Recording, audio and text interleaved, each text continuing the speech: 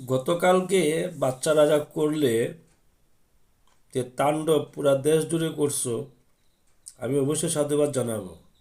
কিন্তু তার সাথে সাথে যদি বর্তমান চলমান বিভিন্ন অফিস আদালত এবং ব্যবসা প্রতিষ্ঠানে যেসব দুর্নীতিবাজ মানুষগুলো আছে, তাদের বিরুদ্ধে যদি এরকম অ্যাকশনে যেতে পারতে তোমরা, আমার মনে হয় তোমাদের কাঙ্ক্ষিত লক্ষ্যে পৌঁছাইতে পারতে।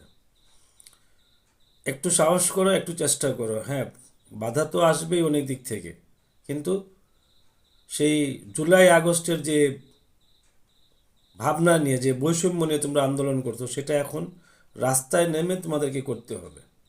কেউ তোমাদের অবস্থা দেখে মনে হচ্ছে কেউ তোমাদেরকে আর কিছু করে দিবে না, তোমাদেরটা তোমাদেরকেই করতে হবে।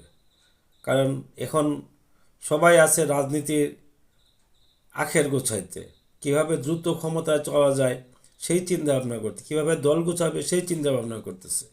দেশকে কিভাবে আগামীতে সুন্দর করে চলা যাবে সেটা নিয়ে কেউ চিন্তা ভাবনা করতেছে না। কাজেই এখনই আমার মনে হয় সময়, শুরু করে দাও।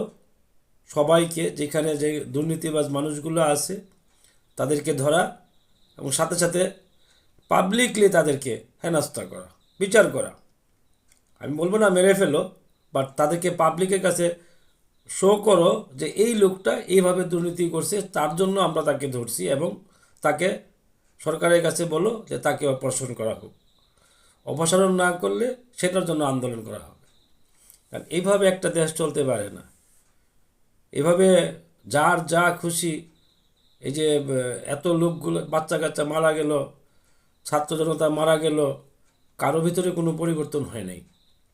সবাই সবার জায়গা মতো নিয়ে আছে। শুধুমাত্র দেখা যাচ্ছে যে ওই শুধুমাত্র একজন ব্যক্তি চলে গেছে, অথবা একটা গোষ্ঠী নাই, কিন্তু বাদবাকি তো সবাই জায়গায় আছে। তো আমার কাছে মনে হয় যে এদিক থেকে আমাদের সবার নজর দেওয়া উচিত। যাদের সক্ষমতা আছে, বাচ্চাদেরকে বলছি তোমরা এখন পারবা, তোমরা এই জায়গাগুলোতে হাত দাও, যাতে এই মানুষের চরিত্রটাকে ভালো করার চেষ্টা করো জোর করে। কারণ কেউ ভালো করলে, মানে সুন্দর করে বললে কেউ শুনবে না। কাজেই তোমাদের উচিত হবে এদেরকে জোর করে, জোরদারকে বাধ্য করা যে তোমাকে এই বেতন কাঠামোর ভিতরে চলতে হবে। পারলে থাকো, না হলে বাসায় চলে যাও। এই নীতিতে না চলা পর্যন্ত আমার মনে হয় না দেশে ভালো কিছু হবে। আর পরিশেষে বলবো, শুভকামনা রইল তোমাদের প্রতি। সাহস থাকে যেন, মৃত্যু হবে একদিন। কাজে মৃত্যু ভয় না করে দেশটাকে আগায় নেওয়ার চেষ্টা করো। 53 বছরের পরিবর্তন করো।